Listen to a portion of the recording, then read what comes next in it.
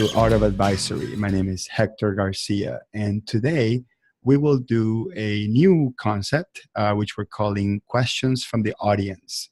So we've received a couple of emails, and we've polled some of our colleagues in some of our other Facebook groups to kind of get an idea more or less of what questions you have for us when it comes to transitioning to advisory services or offering consulting advisory services in a sort of compliance world. So we have a couple of questions here, and while we wait for Kirk to come in, I'm going to go ahead and get started. So the first question I have is a question for Hector from Joe C. My clients get scared when I offer, quote, consulting. Maybe they have some sort of stigma or negative connotation towards the word, or I just don't know how to present it in a way that it is attractive. Some people have commented to me things like consulting is too expensive, or my company, quote, my company is too small to hire a consultant at the moment.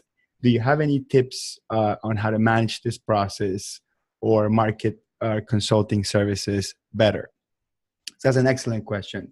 Thank you, Joe, for sending that one in. So the first thing that I would do is I would start an experiment with not using the word consulting or the word advisory unless your client itself is the one that's actually using that word. In other words, so if a client comes to you and says, hey, I need to hire an advisor, or I need to engage an advisor, or I need you to do some consulting for me. If they use that word, then what you should do is continue using that word so you guys are on the same page. So I would agree with using the word consulting or advisory if it is the one sort of the same concept that your client used. So how would you do it otherwise without using those words? Well, the first thing that you kind of need to do is you have to make sure that your client is open to new ideas or open for advisory type of work. So one of the ways that we do that is by planting the seed early on in the initial stages of the engagement. If you are in the accounting business like me, hold on a second, let me fix my camera here. If you're in the accounting business like me, if you're in the bookkeeping, QuickBooks, accounting, tax return business like myself, your clients first call you probably to do some sort of compliance work. They will call you to get your tax return done, or to get the books cleaned up, or prepare a financial statement for a bank or something like that. And that typically is what I like to call the foot in the door type of business. And that foot in the door type of business is extremely valuable because that's what drives the client in. And of course, compliance, such as banks asking for a financial statement for a loan, or the government asking for a tax return, does help our profession quite a bit. But we can't rely 100% on that. That being said, when you bring the client into that initial conversation, you have two choices to make. One is to make that conversation as short as possible, to only concentrate in the subject matter. So to only worry or concentrate on what they ask, on the task at hand. So if they come in and they ask for, let's say they ask specifically for a tax return or a financial statement, and you want to limit the conversation to that, then you could pretty much strategically do that if you want to. So that's something that you can do, or something that you can try to do from the get-go if that's what you're trying to achieve. But if you invest a little bit more time, if you invest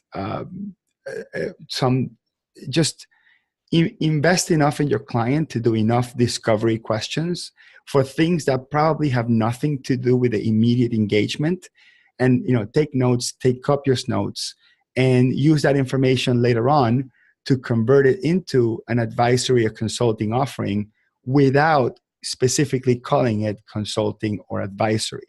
So let me give you some examples.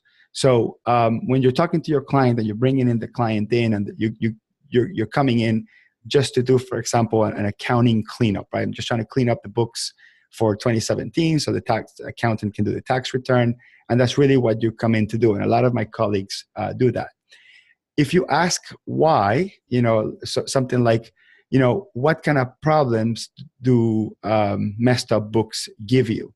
Or, what kind of information you think that clean books would have given you that allow you to make better decisions throughout the year.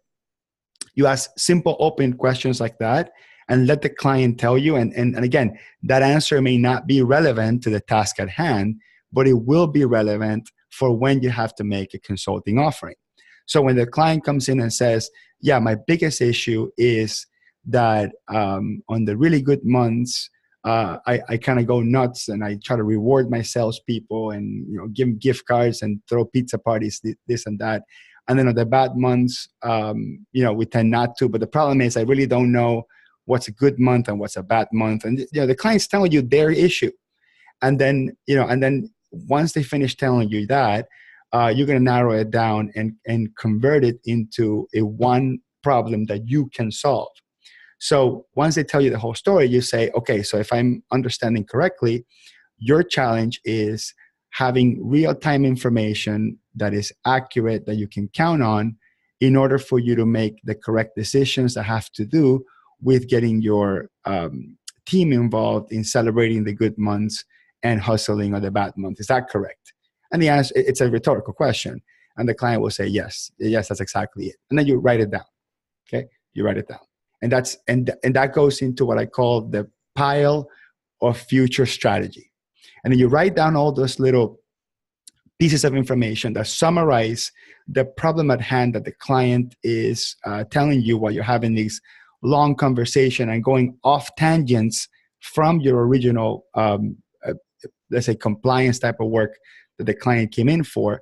And then maybe a quarter later or 2 quarters later that you are able to get your client satisfied on the one thing they ask you for, then you could come in and say, by the way, we have a service, and don't call it consulting or advisory. We have a service called operational excellence. Let's just call it that. Just give it a name.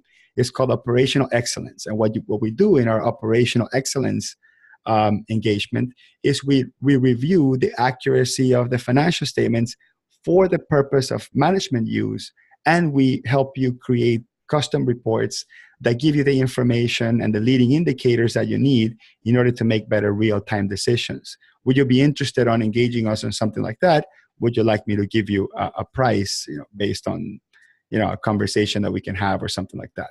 And that just completely makes a shift between saying, oh, let me offer you some consulting, let me offer you some advisory, to offering what seems like a customized service just for your client, but it is the exact same thing that you would offer to anyone anyway, but it feels highly customized because you're using the information from that initial conversation that you have, which you did not have to use on the engagement at the beginning.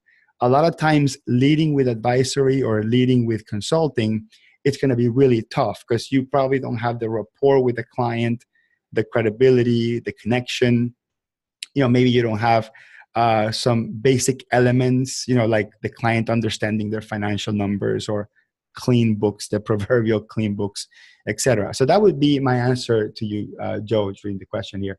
That would be my answer to you, Joe. It's label your services in a way that they have a meaningful significance to your client, while they're the same thing as, quote, consulting or advisory, which is what you want to call it, but they mean something else to your client. And they have to be labeled and described in a way that they're self-explanatory to be the one service that is designed to solve their particular problem. So I hope, Joe, that was useful.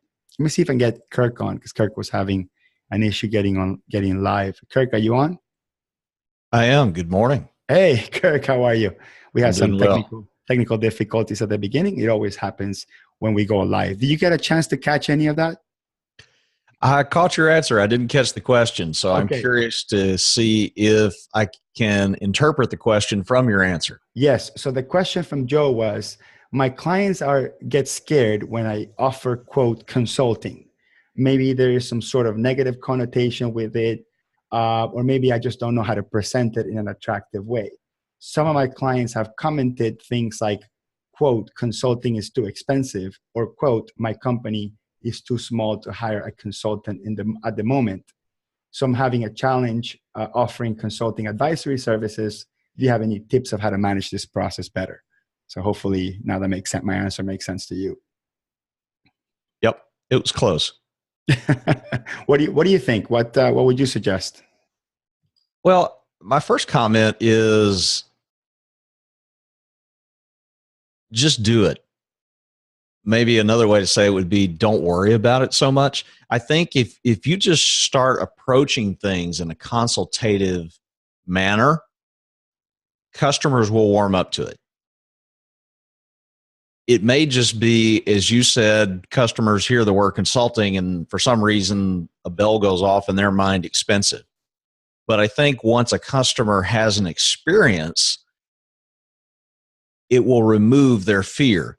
Mahan Khalsa, in his book, Let's Get Real or Let's Not Play, he talks about how you sell is indicative of how you solve. In other words, the way you approach the selling process should give the customer a taste of what it will be like working with you. So in that sales engagement, you want to educate them a little bit. You want to approach it in a problem-solving way. So even in that first conversation with a customer, go ahead and start having a value conversation with them. Go ahead and start probing into the why. Don't let the customer self-diagnose. You take the time to start doing the diagnosis yourself. Now, if the customer's business is very complex or they have a lot of different divisions or pieces of the business, you may be in a situation where diagnosis would be a formal consulting engagement. But even then, you wouldn't call it that. You can use terms like discovery, roadmap, needs analysis. You can probably come up with some more creative, better terms if you're in a certain industry. So give that some thought. My first comment would be just do it. My second would be give the customer a taste of it during the sales process. Yeah, we have. I have one client who's it's sort of like a engineering, like a process engineering consultant. It's a little bit different than what I do, and he looks into assembly lines. He looks at service processes that touch multiple employees and multiple customer interactions, and he kind of reinvents that or tries to reinvent that. That's what he does for a living. And he uses the word bottleneck assessment. It's kind of an interesting way of looking at it. Like what he offers is a bottleneck assessment, and I knew what he meant, but then I asked him, what kind of reaction do you get? What is it? And then most people say, the people that understand what bottleneck means, I mean, from a sort of engineering standpoint, or manufacturers, they get that right away. And the ones that don't, they just say, well, picture a Coke bottle, right? The reason why you can tilt a Coke bottle, even a 2-liter bottle, you can tilt it all the way up vertical, and you can drink it without choking. It's because the bottleneck is designed to stop the flow. And in any process that has more than one step, 2 steps, 3 steps, and you have possibly customer interaction required for you to move forward, like gathering documents maybe, or you have to enter stuff in one place and get it approved somewhere else, or you have to have multiple people with different skill sets and specialties touching something before it's ready to be sold. There's always a potential bottleneck, and the bottleneck could be rearranging the things in an order that puts the slowest person in the front or the slowest person in the back, whatever it is that you're trying to achieve, in order to control the flow. In some cases, bottleneck is a good thing. In big corporations, bureaucracy is technically the bottleneck, right? Bureaucracy is the ultimate way to potentially stop errors through a man-made bottleneck. but at the same time, it really kills efficiency or effectiveness, right? Because you could rearrange things and do things in different order, or move tasks around, move skill sets around, and get more work out. Now, in some cases, bottleneck, it's a good thing. In some cases, bottleneck is a bad thing. But think of creative ways to call your services in ways that it evokes a feeling from your client. And if a bottleneck is something that has always had a negative feeling towards your client, and someone that would help me find that bottleneck and help me fix it, that person could be a godsend. And you can have the exact same engagement with someone, you're going to call it consulting, and the person goes, I've had consultants before, none of them solved my problem, none of them even looked for a bottleneck. But when you call it bottleneck consulting, you're sort of going straight for the jugular, assuming that person's jugular is that's the one thing that worries them, the bottleneck. So I think what Kirk says is right. When you have a consultative approach, you tend to be a bit more inquisitive. You tend to ask questions that maybe don't pertain to the reasons why the client walked in the door. But it's those off-tangent conversations where all the gold is. I mean, the client needs a professional to solve many problems. Sometimes they need an IT professional, sometimes an accountant, sometimes they need a therapist, but everybody needs some sort of professional that's really good at one thing to help them get over certain hiccups and certain operational efficiency issues inside the company. The trick is, are you that person? Are you the key person? And if you can identify it through that conversation and use the words that your clients use, or maybe words that the clients didn't use, but people in the industry use, you may be able to nail it just simply by labeling it something that makes more sense to your client. All right, Kirk, I'm going to move a question over to you. I have this question from Barbara.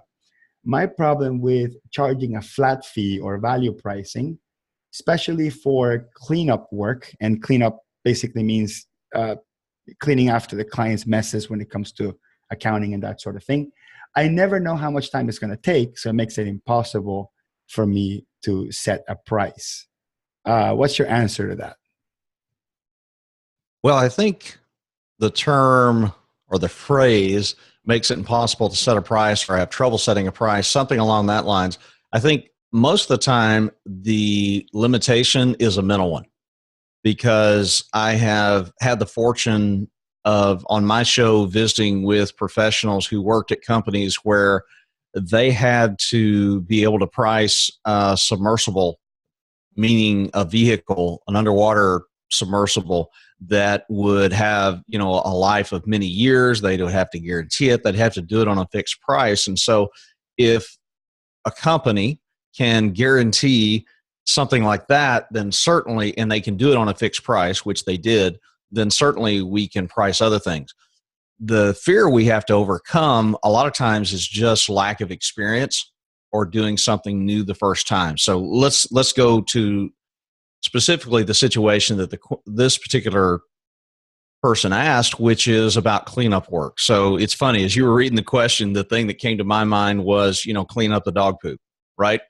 Nobody wants to do it, but if you're going to own a dog and walk it in most suburban areas, you got to carry a poop bag and clean up the poop, right?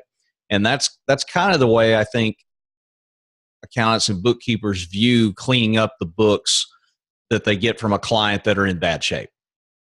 A lot of times transactions are miscategorized. They may not have all the transactions. They may not even have, a very accurate chart of accounts that's necessary for their particular business or industry. So that can involve investing in the customer in order to help them get the set of books that allows you to do what you need to do. So first of all, I wouldn't look at cleaning up the books as a single service that the customer would pay for. Okay, I would roll it into an engagement, a packaged engagement. Now, you may not be able to estimate to the minute or even to the hour how long that's going to take you. But you can figure out where I think that's a 2-day or that's a 4-day or whatever like that. Not that we're going to price it that way, but you can get an idea. You can get close. I mean, ultimately, you're going to have a better guess of how long it may take than the customer, right? Because you've done this before and the customer's probably never done it. So start there just with what your gut is. But I wouldn't price it based on that. Have the value conversation with a customer and figure out, well, what are the other things they need? What are the things that having a clean set of books are going to allow them? Hector basically alluded to this in his answer to the previous question. What is it that they need? Is it the monthly or quarterly profit and loss or balance sheet? Is it being able to monitor turnover? Is it being able to reward employees? Is it being able to try to avoid errors, improve customer service? Are they trying to grow the company by 10%? If they are trying to grow, well, why are they trying to grow? We don't want to grow for growth's sake. Growth should be taking us in a direction. So you want to have a conversation with your customer to understand that, and then put an engagement in front of them that includes cleaning up the books, but there's more things with it. When you package it together, it allows you to present a price that, number one, is higher than you would have charged for an individual service, but two, it allows you to package things together in a way, not that we're trying to hide things from the customer, but it allows us to shift things around in the engagement so that we get comfortable with it. And when I say we, I mean we, the professional. In other words, you may not feel comfortable or even want to price that cleanup by itself, but if you include that with, a 12-month engagement that includes tax work, payroll work, quarterly statements, quarterly business review, whatever it is that you can, then all of a sudden that package is more valuable and it allows you to put a price on it that'll gives you a feeling of fairness for doing it, but also gives the customer a feeling of I'm getting the value for my money and they're willing to pay for it. And that way you also don't have to really have the discussion. You don't really have to make a big deal of cleaning up the books. You can just say, look, as part of this, we're going to take your books and we're going to get them in order. Maybe you want to use a grading system. Maybe you want to say, okay, we use a grading system just like in school, okay, A, B, C, D, or F. Okay, your books are on a D level. We're going to get them to an A level. That's part of this engagement. Use some type of rating system, something like that. You don't have to get into the detail. Some customers may be more technically minded. You might occasionally have a business owner who's taken some accounting or bookkeeping classes. But in general, that would be my recommendation. Put it as part of a package and don't draw so much attention to it, but also putting it as part of a package also allows you to price it in a way. And realize probably this cleanup work is going to need to be even in your bottom level. I hadn't even gotten into using options, but I would use options, and you're probably going to need to include the cleanup work in the lowest level. Right. Now, I'm with you. One of the biggest issues that I think professionals have is that they assume that the cleanup work has any value. I keep telling I deal with that stuff all the time myself. Whether I spend 2 days, 3 days, 30 hours, 50 hours, 5 minutes, the cleanup work has absolutely no value. Like no one cares how long it takes you to clean it up. What people want is the cleaned books. Okay. So, do you want to be in the cleanup business or you want to be in the clean books business? It's two different things. If you are in the cleanup business, then it makes sense for you to charge hourly because, hey, I'm here to clean up. Tell me how long I should be cleaning up for. And then when you tell me it's clean, I will leave. That's when being in the cleanup business. But if you're in the clean books business, your job is to show the clients the clean books, regardless of what happens in the background. Let's take a look at Disney, for example. I've never been underground Disney, but I've heard and I read that Disney has an entire network of sort of underground system that handles mostly trash. Okay. Disney is in the experience business. When you get there, you're there to have an amazing experience. Part of the amazing experience is having no trash on the floor. So they have to build an entire system and staff and janitorial staff, custodial staff, maybe pipes and vacuums. I mean, I don't know what goes on down there, but they're extremely anal about having a clean park. So do you think the customer, when they pay for $130, whatever it costs nowadays to get in there, for that experience, cares about how many trash cans and how much people in underground are working overtime, or how long it takes to clean up the park, or how long it took overnight to clean up? Nobody really cares about that. Okay, so Disney is not in the park cleaning business; they're in the clean park business, and that's a really important mind shift change that you have to make. We have a couple of questions, and I'll answer this question from Diana, who says, my biggest problem with switching to value pricing is scope creep. I will sit down with the client and we can assess more or less how much time it would take me. And this is the problem. It's the mindset of how much time it would take me, but how much time it would take me month to month to complete the client's book. So we're no longer in cleanup. We're sort of in that, in that monthly recurring accounting, bookkeeping type business.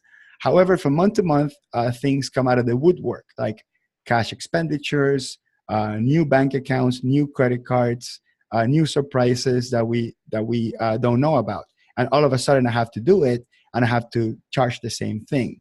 My problem is I cannot justify charging extra for it, but also I can't predict it. So Kirk, I'm gonna ask you to answer that, but give me 1 second just so I can answer Diana directly. My first challenge with your framing is for you to even think that for your client, how much time it takes you to do the work means anything. So that's the single most important thing. How much longer it takes you, or how much faster you can do it because you get more efficient over time, matters not to your client. What matters to your client, especially if you expect to pay a fixed fee, is for you to take care of, quote, all matters pertaining to accounting. Okay? Now, we all need to know up front that businesses are dynamic. Businesses are not one size fits all. These things happen. Cash expenditures happen, right? Employees get fired, new employees get hired, checks get lost, accounts get hacked, new accounts are created. This is normal. And for you to pretend like it's not, or try to assume that it's not, you're almost doing a disservice to yourself and to your client. Your client needs to understand that if their expectation is for you to take care of, quote, all matters pertaining to accounting, or, quote, I'm in the clean books business, then all that stuff needs to be inclusive. Now, there's nothing wrong with having a change order, or there's nothing wrong with identifying a clear scope creep. Now, allow Kirk to kind of go, because I know he's a lot better with that stuff. But as you gain experience and as you get scope creep, you have got to write it down. You have to create a library or an archive of everything you didn't think of. So on the next client, you can bring it up in the conversation. In other words, if your past experience with a flat fee of maybe a monthly bookkeeping engagement was something like, oh, hey, they opened a new bank account and they told me 2 months later, then now that you know this, you are going to have your initial conversation with your next client and ask, how would you like us to handle a situation like you opening a new bank account? And that question needs to happen at the beginning.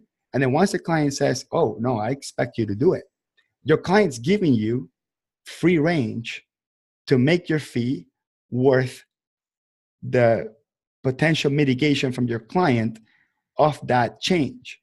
Your client doesn't want to have in the back of their head that any of the behaviors that or decisions that they make pertaining new accounts or making expenditures in cash will turn into a bill from their accountant or bookkeeper.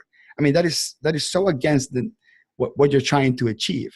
So every time you have a scope creep or a situation in which something came about in which you, the service professional, was not expecting to do, but of course your client was expecting you to do, that was a missed opportunity of a conversation you've had to have with the client in the get-go.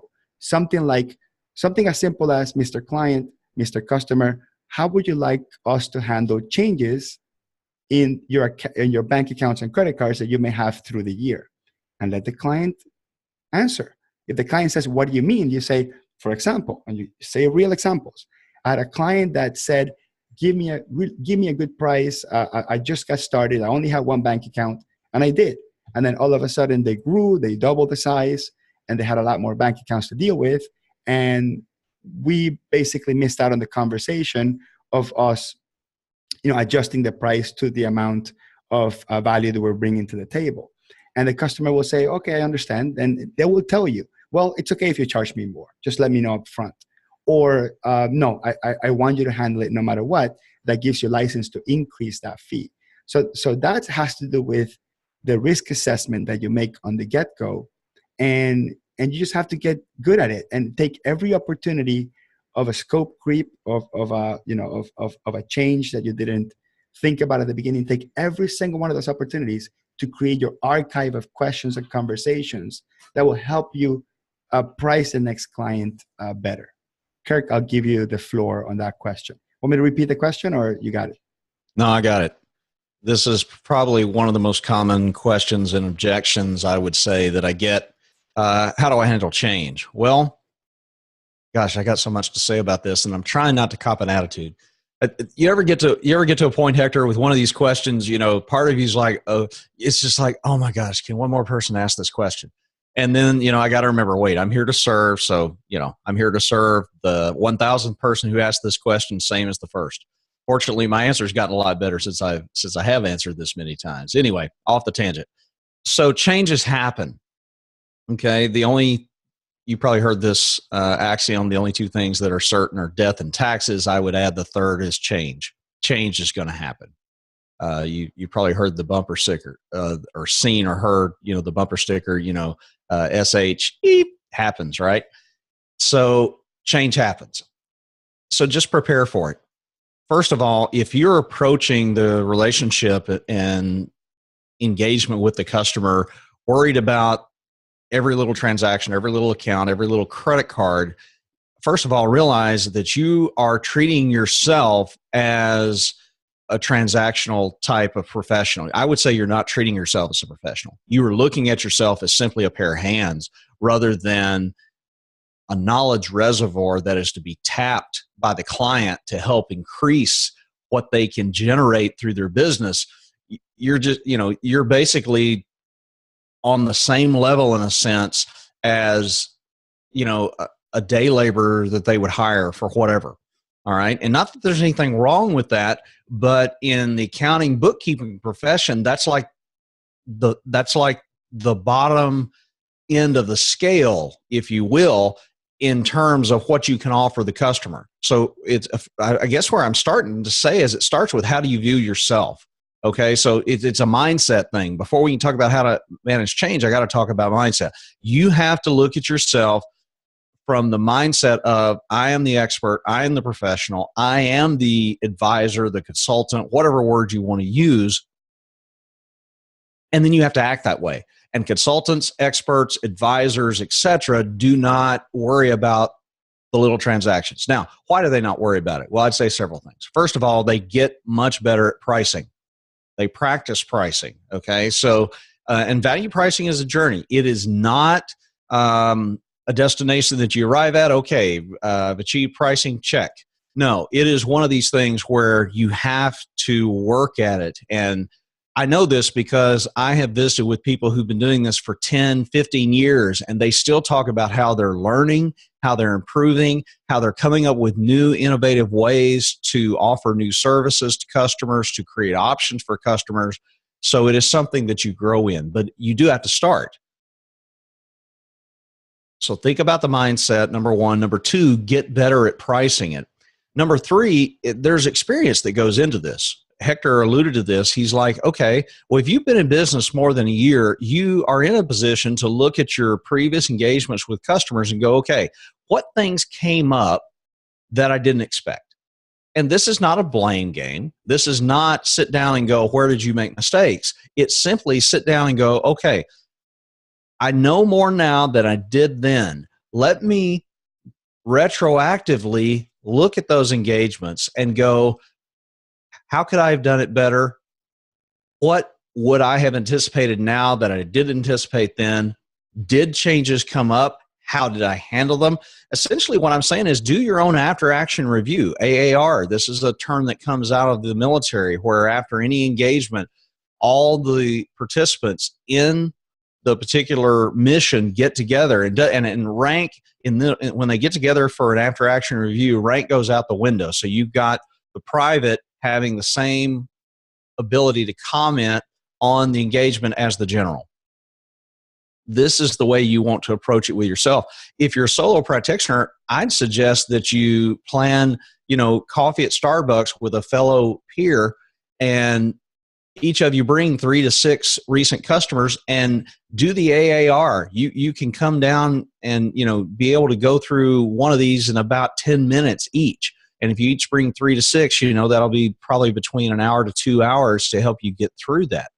At AAR, the questions that you'll ask is what went well, what didn't go well, how can we make sure that what went well goes well in the future, how can we improve in the area where it didn't go well, and then what do we learn from all this? It's really those 5 questions. So do an AAR. Now, once you've done that and you have an idea, then you can build a checklist of potential changes. Now, you may not be able to get everything on your list, and your list will probably grow over time, but it'll be something that as you're scoping out a new engagement for a customer, you remember to look at your, potential changes list and go, okay, which one of these do I need to probably account for in this engagement? And count for it not only in scope, but also in price, also in description. Now, that being, because ideally, if you can present a price to the customer for a year engagement, and that price is high enough that you're comfortable to include most changes, that is the true perception of a professional.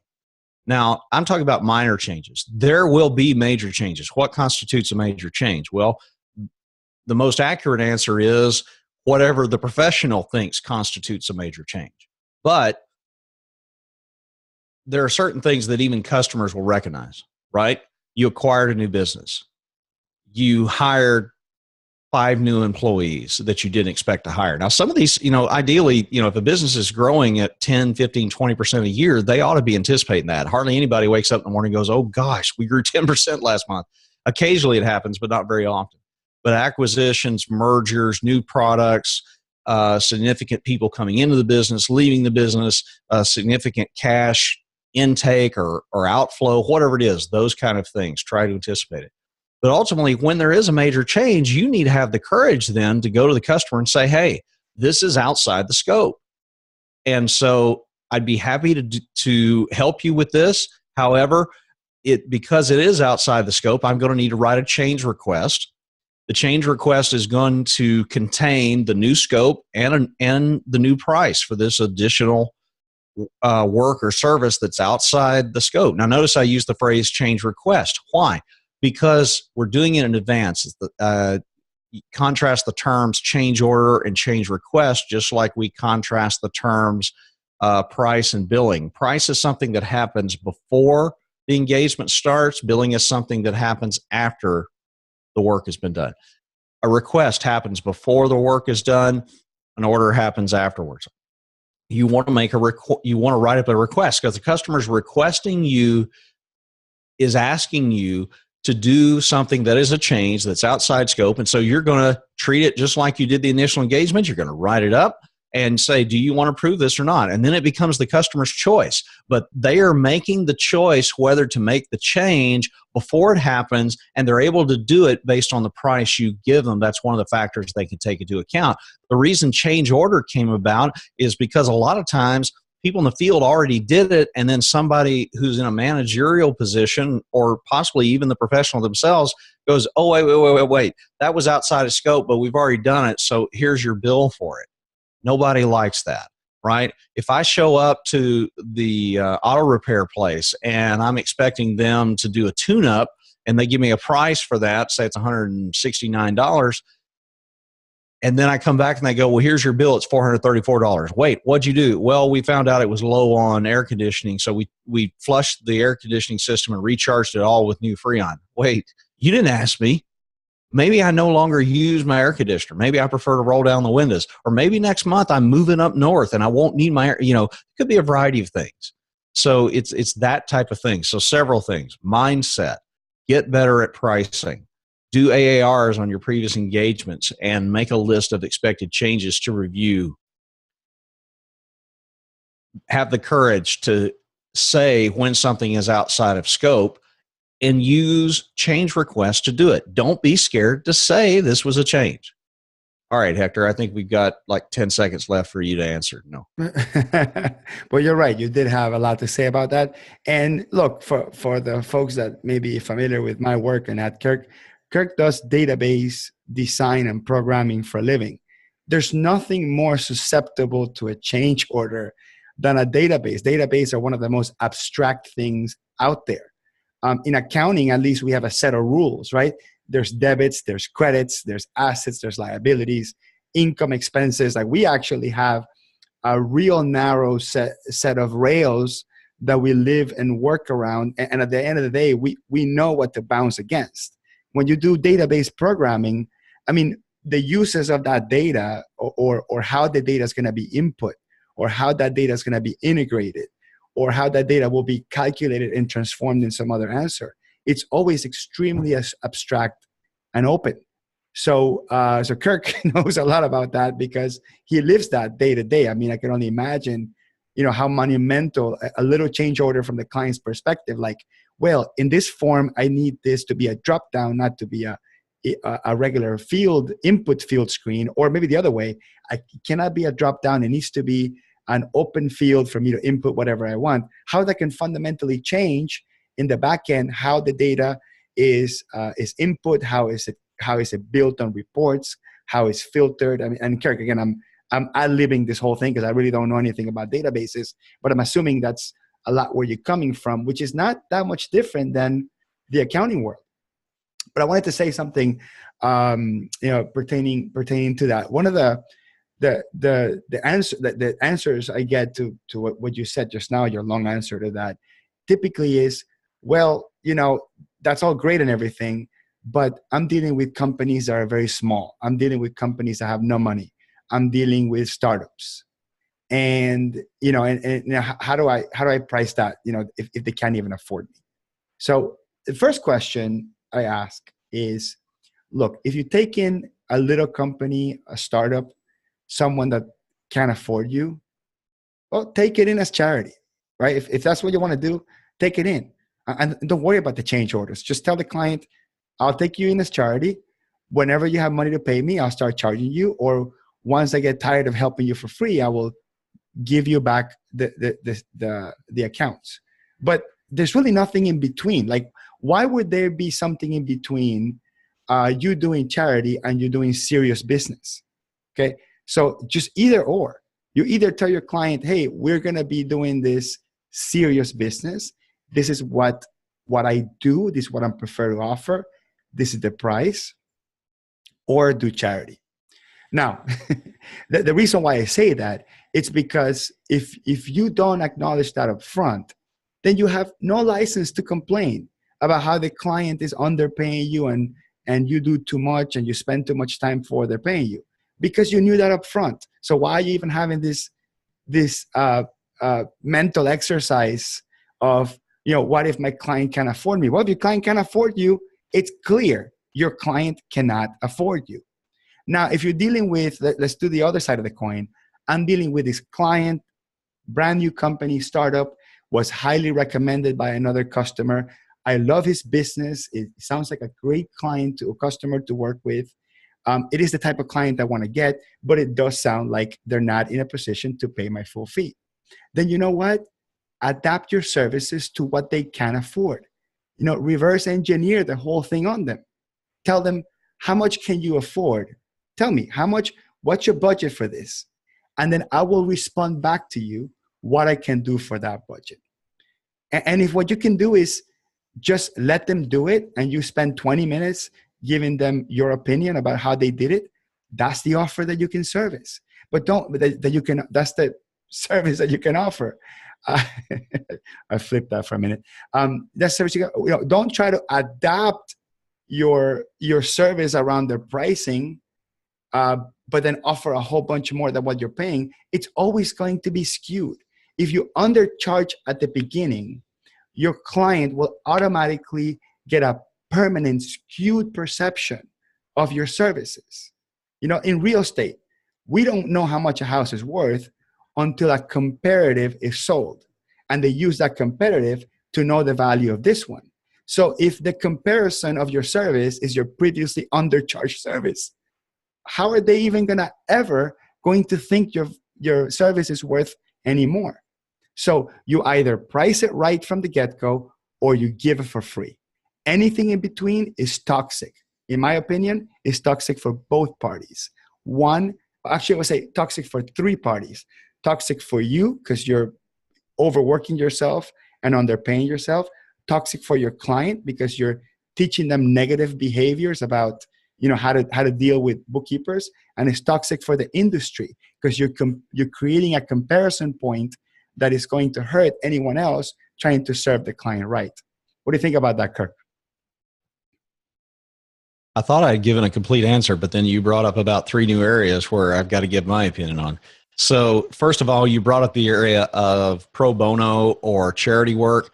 I personally don't do charity work in the same area where I make my living because, number one, I feel like it is hard to turn off the faucet. Once a customer has gotten a taste of working with you for free or at a reduced price, if you ever are in a position where you need to start putting a price on it or to increase it, it's going to be very tough. I mean, you think about just customers where maybe you have a great relationship and on an annual basis, you're sitting down to review your engagement. And even if you're going to be providing pretty much the similar scope of work one year to the next, you're still probably going to have an increase. Customers expect that. There's probably a little bit of, reluctance or reservation on their part because we all try to make our money go further. That's just what we do as human beings. That's good stewardship. But when you come at it from a charity point of view or pro bono point of view, it just totally skews the relationship. They're not going to be most are not going to be looking at you as a professional. In fact, think about this. If you're working at a nonprofit, which by the way, it seems to me that a lot of the quote charity work or reduced rate stuff tends to be at nonprofits. And by the way, I don't believe there is such a thing as a nonprofit. Even a quote nonprofit has to have income. They may not call it income. They may call it donations or pledges or whatever, but they have to have funds and they have to expend those somewhere.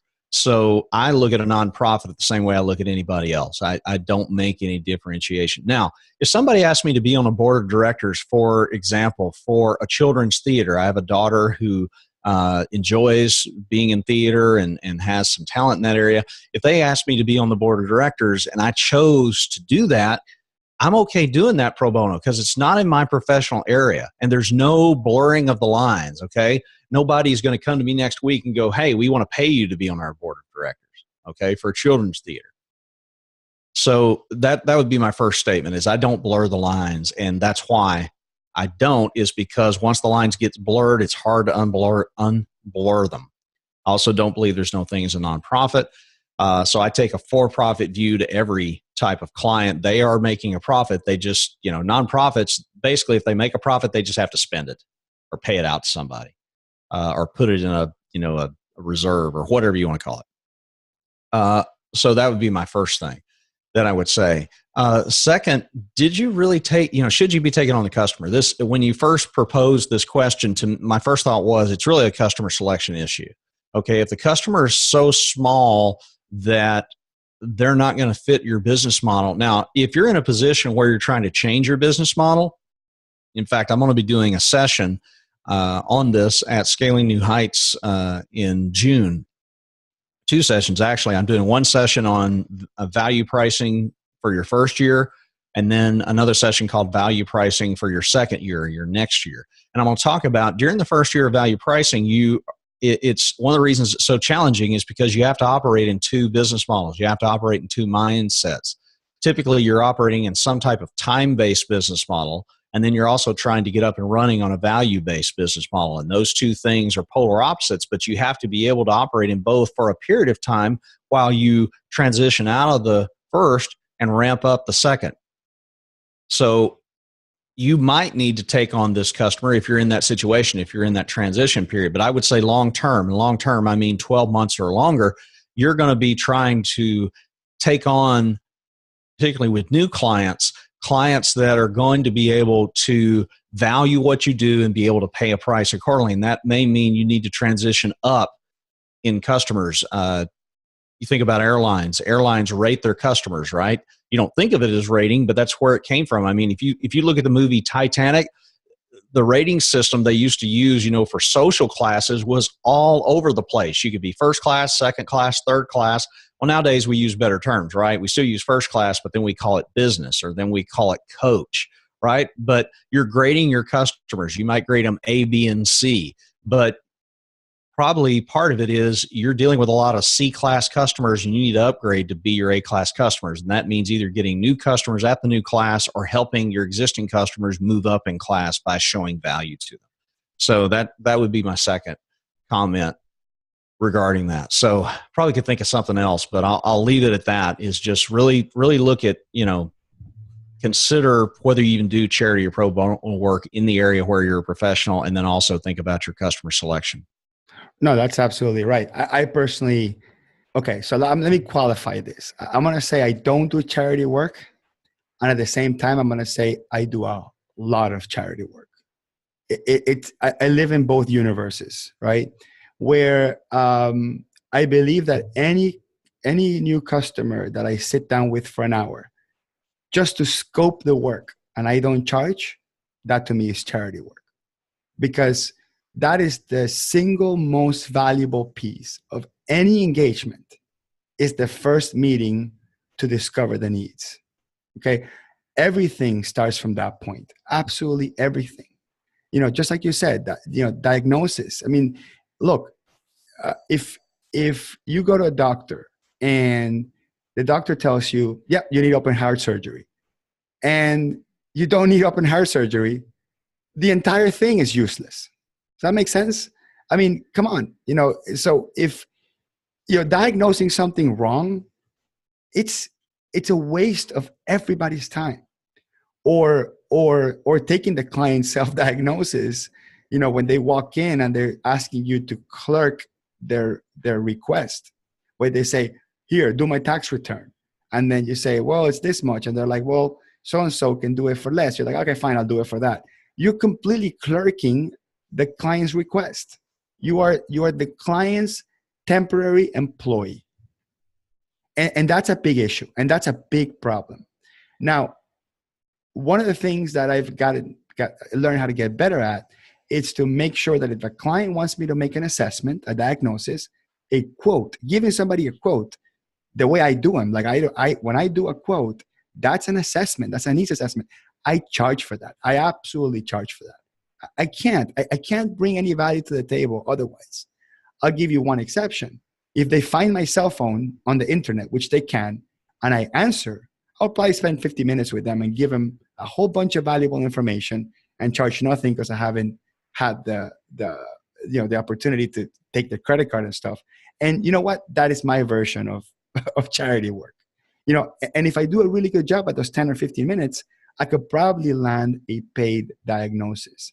And I'm telling you, there are clients that after the diagnosis, they walk out with no prognosis. Okay? Because the problem that they had was in their head. It happens so often, right? The clients walk in saying, oh, I need to switch to QuickBooks Online, and then you talk to them for 10 minutes and you're like, dude, I don't understand why you're trying to switch to QuickBooks Online. Let's have a 1 hour meeting. Let's look at and at the end, they don't need to switch to QuickBooks Online. And I quote unquote shot myself in the foot, didn't get the conversion engagement, but the client walked out with a change of mind because I gave him a better diagnosis. The diagnosis was that whatever issues within their head, that led them to believe that were just completely wrong. And then when they sat down with me and were able to talk through the issues, they were like, I'm done. And that is more valuable than going down the path of getting them switched to another system because of a false thing that they had, or a non-material thing. Because you can have a legitimate reason to want a change.